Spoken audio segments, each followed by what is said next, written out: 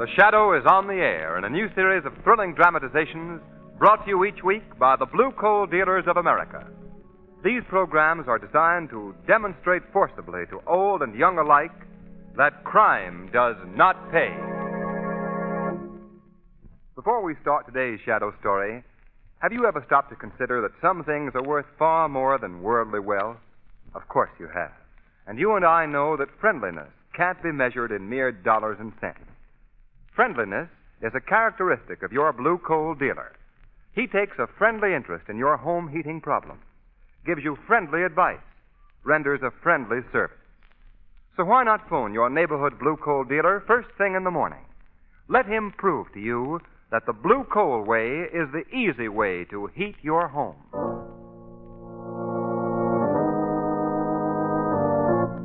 The Shadow, mysterious character who aids the forces of law and order, is in reality Lamont Cranston, wealthy young man about town. As the Shadow, Cranston is gifted with hypnotic power to cloud men's minds so that they cannot see him. Cranston's friend and companion, the lovely Margot Lane, is the only person who knows to whom the voice of the invisible Shadow belongs. Today's story, The Isle of the Living Dead.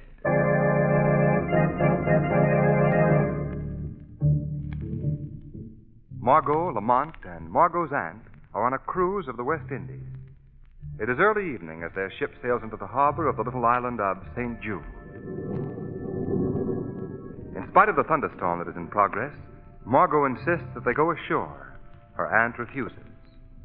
So only Lamont accompanies her as they walk down the ship's gangplank to a waiting launch. But, Lamont, you told me yourself that these tropical storms never last long. But this is the rainy season, Margot. Oh. Look out.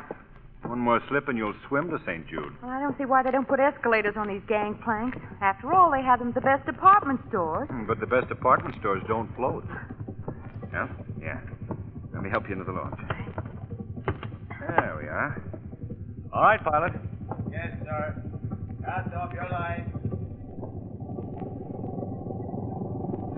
Well, let's go into the pilot's cabin. Get out of this rain. All right. Go ahead, Margot. Thanks. That's it. Good evening. Kind of a rough night for you, isn't it, pilot? Maybe. Well, we'll get to shore all right, won't we? Maybe. Jolly fellow. Are you a native of St. Jude? Yes. Well, it certainly looks like a beautiful place. You think so?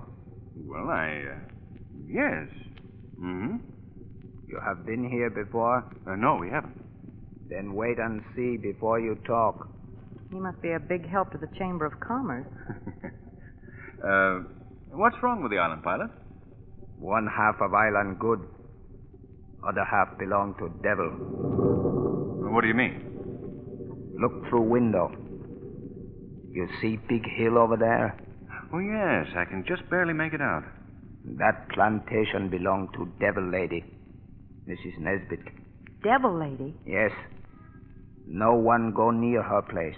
Why not? You ever hear of zombie? Zombies? Zombies, Margot, are supposed to be dead men here in the tropics who walk about with no mind or soul. Native superstition. What about these zombies, pilot? Are there supposed to be zombies on the plantation? Well, answer me. No talk to pilot when he steer boat. You must have read that on a streetcar someplace.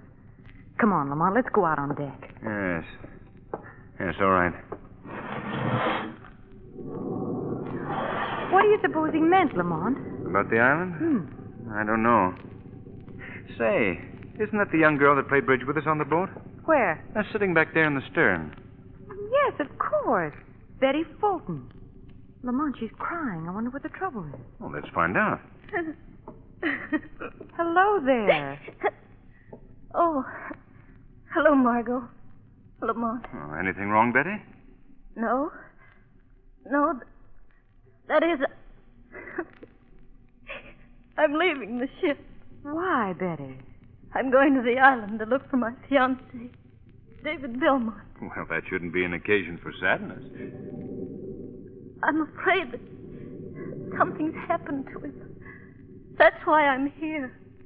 That's why why I've come to this sinister, terrifying island. No, Betty. How do you know that something's happened to him?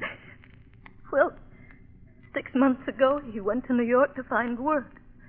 I heard from him regularly. And then one day I received a letter telling me that he secured a job on the island of St. Jude. And what kind of a job? Something to do with a sugar plantation. Sugar plantation. Lamont, isn't that the place that the pilot... Well, there must be more than one sugar plantation, Margot. What happened next, Betty? I never heard from him again. I wrote to this steamship company and learned that he had definitely come to St. Jude, so I came to New York and booked passage on the first ship. But, Betty, there might have been a mix-up in the mails or any number... No. I've heard too many strange things about the island of St. Jude. Now that I'm here and I feel the mystery of this tropical night, I'm sure something has happened to David. Lamont, listen. What is it? Why, it's probably a native celebration. Why, of course. Look up there on the hill. See that faint line of lights bobbing along? Lamont, that's on the plantations the pilot told us about. Come on, Margot. We'll ask the pilot what all this means. Oh, Lamont, do you suppose it can be zombies? I don't suppose anything, yes. Pilot. Pilot, those lights moving along that hillside, what are they? Lights? Yes, and what are those drums we're hearing? I hear no drum. No drums, but... I see no light. Now, wait a minute. Are those zombies? Are they?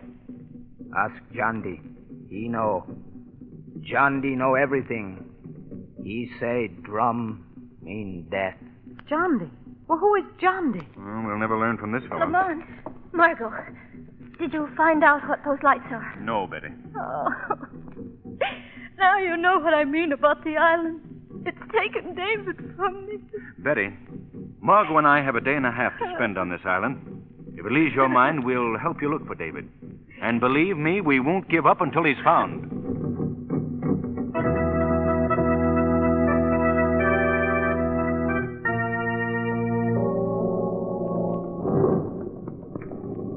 Lamont, perhaps we should have gotten one of the natives to guide us to the Nesbitt plantation. I couldn't find anyone who'd take the job. All full of superstitious fear. Won't go near the Nesbitt place. I even had trouble hiring these saddle horses to make this trip tonight. Has Mrs. Nesbitt the only plantation on the island? No, Betty. There's one other. If we don't find David tonight, we'll visit there in the morning. Oh, look. Look ahead there. Isn't that someone standing in the road? Yes. Perhaps he can tell us the way. Get up. Get up there. Come on, we'll talk to him. This little speed job I'm riding certainly must miss the old milk wagon. I say there. I wonder if you can help us. We're looking for the Nesbitt plantation. Nesbitt. Yes. Nesbitt plantation. Yes. Keep away! Keep away! Hey, come back here.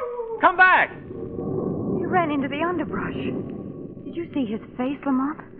That weird, half-starved face. Yes. Do you suppose he was a zombie? Now, please, both of you. Let's not have any more talk about zombies. The drums. Those same drums. Oh, David. Look, over there through the trees. There's a light. The Nesbitt plantation. I hope so. Come on. Get up, boy. Come on. Lamont, Yes, Margot. while you were hiring the horses, I asked one of the natives about the zombies and the drums. Yes? He told me that when the tom-toms played, that meant that another body has risen from its grave to wander about the Nesbitt plantation. Oh, of course, that's a native superstition. Yeah, I wonder. Look, there's a house right there. Oh, boy. Oh, yes. Well, we better leave the horses here. Will we find David? Will he be here? Now, Betty, David's all right, and we'll find him. A grim-looking place, isn't it? Here, we'll tie the horses to this tree. There we are. It looks like the front door right over there, Lamont. Good. Well, let's see what happens. Lamont, I don't like any part of this business. Quiet here. It's almost like a... Like a graveyard. Isn't that what you meant to say? Well, no. Well, it is. It is like a graveyard. Maybe David's graveyard. I better knock again. Maybe they just don't Quiet, want... Margot. Oh, good evening. We'd like to see Mrs. Nesbitt, please. Yes? Are you Mrs. Nesbitt? Yes, I am. Won't you come in? Well, thank you. This is Miss Lane, Miss Fulton, and I'm Lamont Cranston. How do you do? How do you do? Well, I'm happy to meet all of you. Won't you come in the study? Well, thank you very much. Lamont, she isn't at all like Margot. that.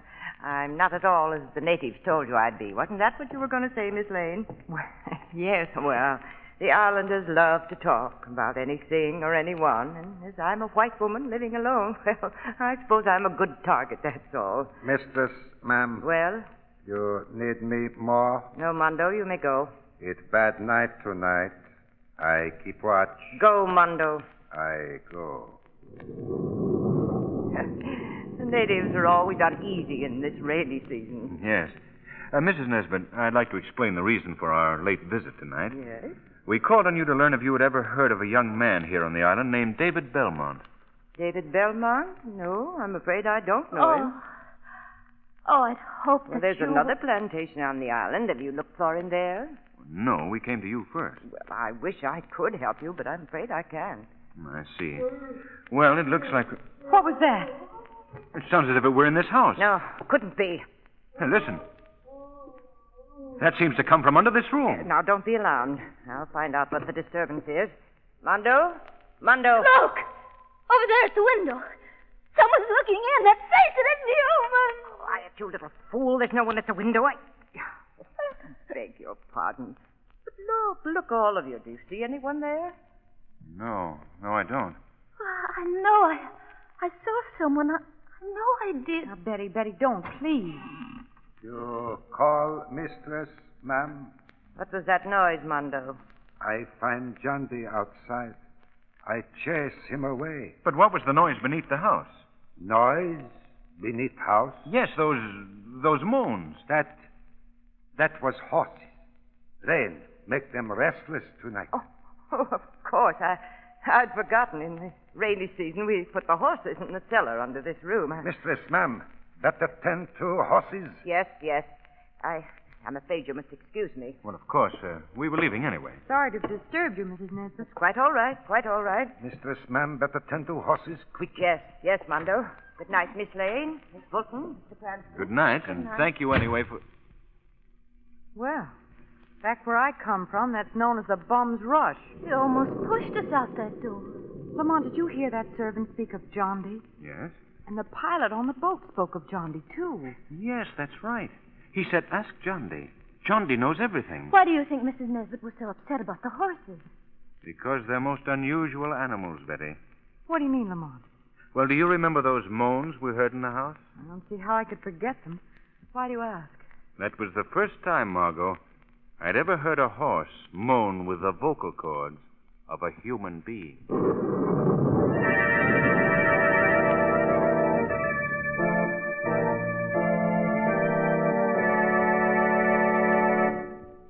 More about the mystery of the Nesbitt plantation in just a moment. Meanwhile, a word from our guest of honor, Mr. Al Demler, a blue coal dealer from Boston, Massachusetts.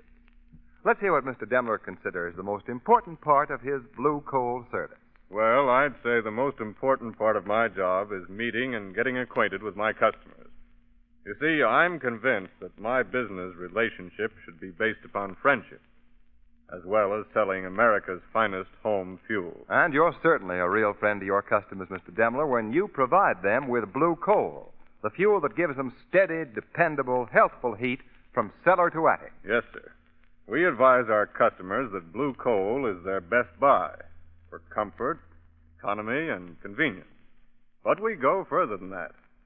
We give them the full benefit of extra blue coal customer service. For instance, we tell them about the blue coal heat regulator, which saves them time, trouble, and money. And we show them that the blue coal way is the easy way to heat their homes and save money, too. Thank you, Mr. Demler. You're a worthy representative of the friendly blue coal dealers of America. Now, here's my recommendation. Phone your friendly blue coal dealer tomorrow. His name is listed in the Where to Buy It section of your classified telephone directory under the words Blue Coal. But now, back to the Isle of the Living Dead.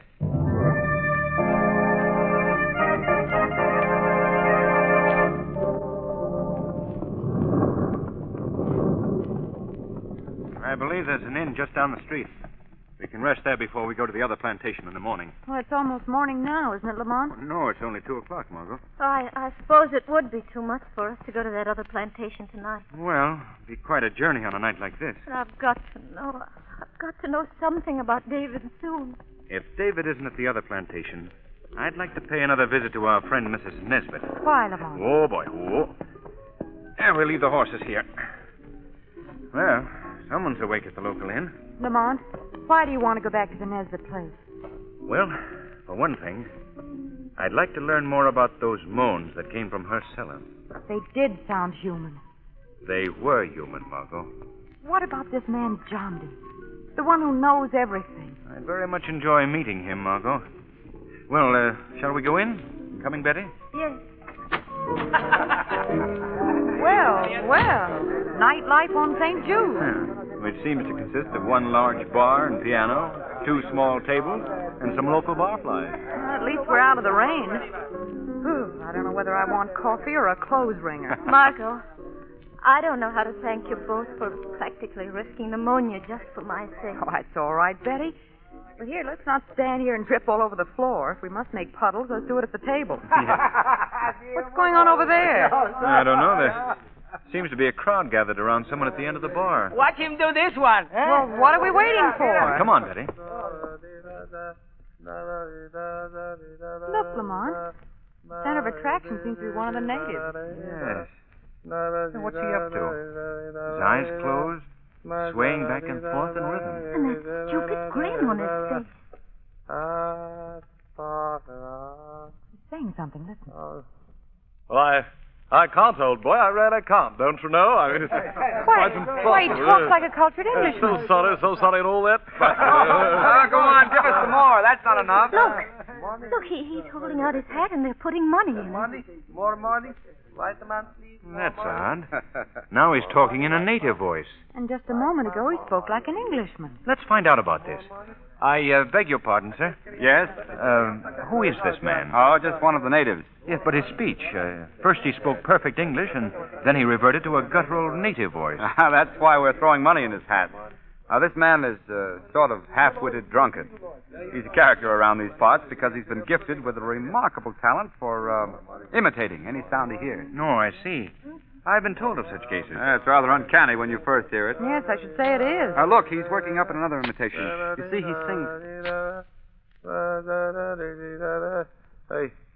Hey, I just stuck in here for a quick pick-me-up. Now, don't, for heaven's sakes, tell my wife. He just impersonated Clancy, the storekeeper. It was perfect, too. Isn't he amazing, Lamont? Yes. Now, most folks feed him liquor and money to keep up on the local gossip.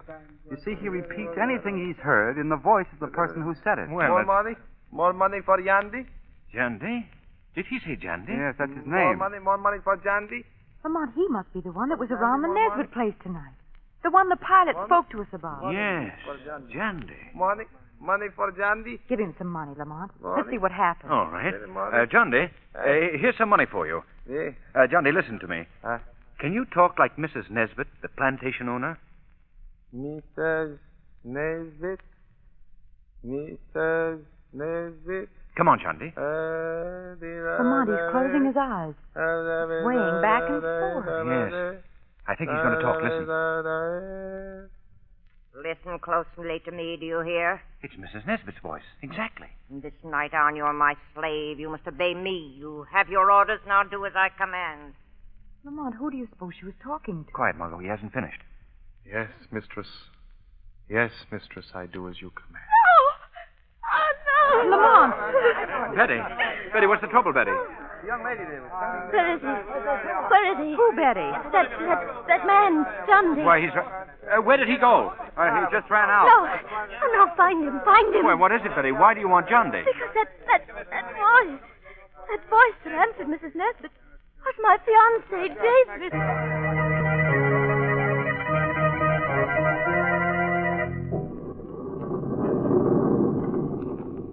Mondo, Yes, mistress, ma'am. what's that lantern you're carrying? Keep it dry. Yes, mistress, ma'am. Rain or no rain, they're going out into the fields and work. Crop will be ruined if they don't. Those swine eating my food, carrying for them. Mondo, what's that lantern? Yes, mistress, ma'am. All their fault the rains have come. And they'll suffer for it. They'll be punished. We must hurry, Mondo. The drug will wear off if I don't give each another injection. No. Mondo, no like to be around when you stick needles in men's arms. Mondo, open that cellar door. Oh, no, make me go in with them. I said open that cellar door. No, Mistress, ma'am. No, not be with ma'am. Take that! I open. Close it quickly. Quiet, you fools. Now listen to me, all of you. I don't expect you to know what I'm saying, but listen anyway. You understand that you're no longer men, you're swine in chains, bound together. Filthy cattle who labor in the cane fields under my command. For 2 days now it's rained. Because of that rain, you haven't worked. But you've eaten my food, you've gotten my care, while my crops rotting in the fields. Please, I can leave here. Mistress, ma'am. Quiet, Mondo. I only keep all of you alive because I save money using you to labor for me instead of native help. Fortunately, the silly superstition of zombies has kept all people away. And now you've brought this rain, so I'm going to punish you for it. Before you go to the fields, you're going to feel the lash of a whip across your back. You'll see how the swine like this. Mistress, ma'am. No, whip them. No. Something bad may happen. You idiots, come here. Come here. They do not obey. They must obey. Come here to me, I command you. What was that? That voice. They no longer obey your commands, Mrs. Nesbit. Who speaks? Who talks to me? Has one of you broken the spell? I spoke, Mrs. Nesbit, but I'm not one of your slaves. Who are you? Men call me the Shadow. I can see no one. He speaks. I see no one. I'm standing right beside you, Mondo. No one beside me. My hypnotic powers make me invisible to your eyes. What do you want? Why are you here? I've come to free these men from the evil spell that you've cast upon them. No, you have no business here. Get out! Get out! My power frightens you, Mrs. Nesbit. Frightens you because it's far greater than yours. No one has greater power than I. Mondo, seize this man. Listen for the location of his voice and seize him. Yes, Mondo. Come on, seize me. If you dare. No, Mondo, no like voice. Mondo, no want to be near voice. Mondo, run away from voice. Mondo, come back here. Your faithful Mondo has deserted you, Mrs. Nesbit. He's not only deserted you, but he's also locked you in the cellar with the slaves you've so cruelly treated. Oh, no. And they're becoming restless, Mrs. Nesbit. Perhaps they feel that the power you hold over them is not as strong as you've led them to believe. No, let me out of here. Mondo, open that door. That door will remain locked until you tell me the secret you've used to turn these poor creatures into living dead men. Slaves who move and act like animals. I can't tell you that. The men are becoming more restless, Mrs. Nesbit. Soon your power will wear off altogether. And when it does, I must warn you, it would be futile for me to attempt to save you from their mad rage. No. Hear them? You haven't much time, Mrs. Nesbit. You can't keep me locked up in here, and you must let me out. I cannot release you till you tell me what you've done to these men. All right, I'll tell you. I've been feeding them a drug. A secret drug that I discovered here on the island. I thought so. Is there an antidote for that drug? No, it's not necessary. Unless it's administered daily, the effect wears off. Now, please, let me out of here. Not yet, Mrs. Nesbit. First, you must tell me who these men are. Some of them are natives. The others are white men that are hired in the States. And you gave them this drug and put them to work in your fields as slaves, isn't that right? Yes. And you created the superstition of zombies and the tom-toms just to keep away anyone who might be curious about your activities. Yes, now let me out of here. I must learn one more thing. Is one of these men David Belmont? Answer me. Is he among them? Yes. Now, please, open the door. You promised me, please, Shadow. I keep my promise. Shadow. He's done between me and the door. Devouring my way. Shadow. Are you still there? Shadow. Shadow. The movie calls me. All of them. They're closing in on me. Let me out.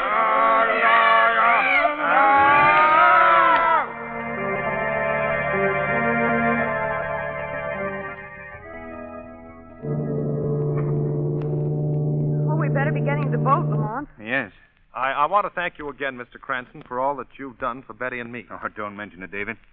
Goodbye, Betty. Goodbye. And remember, we'll see you soon in the States. All right, Betty. Bye-bye. Watch your step, Marco. I'm getting into the launch. That's it. All aboard, sir. We'll go out to the ship now. Well, Lamont, I can't say that I'm sorry to be bidding farewell to the dreamy little isle of St. Jude. It wasn't dull, Margot. Oh, I'm glad that the authorities cleared the men of any responsibility for Mrs. Nesbitt's death. Well, it was easy to prove that she died of shock. A shock induced by fear of the living dead men that she herself had created. Yes. Well, I've settled one point in my mind anyway. Oh? What's that? The only zombies that I ever want to see again are the kind they serve in a nightclub in a long, cool glass.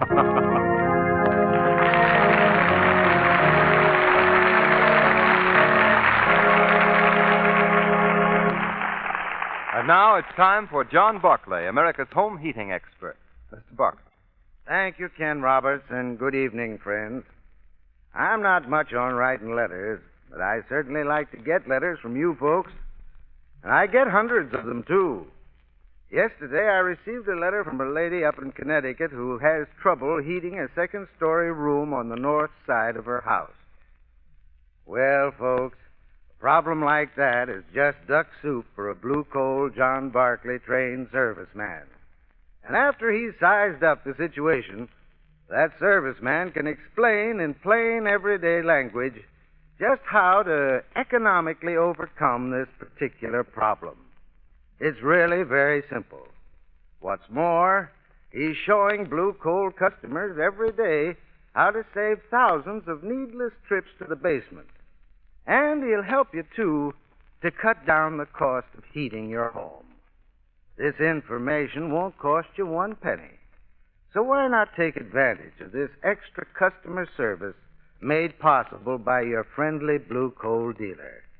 Just phone him tomorrow and tell him your problem. I thank you.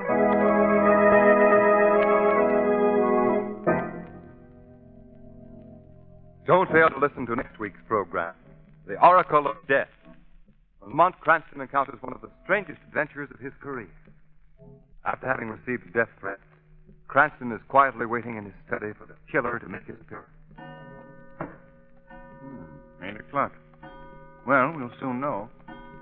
4, 5, 6, 7, 8. Well, this appears to be one time that our young man's prophecy didn't work as he thought. Well, I could use a good night's... Yes? Well, what do you think you're... That's for luck, Cranston.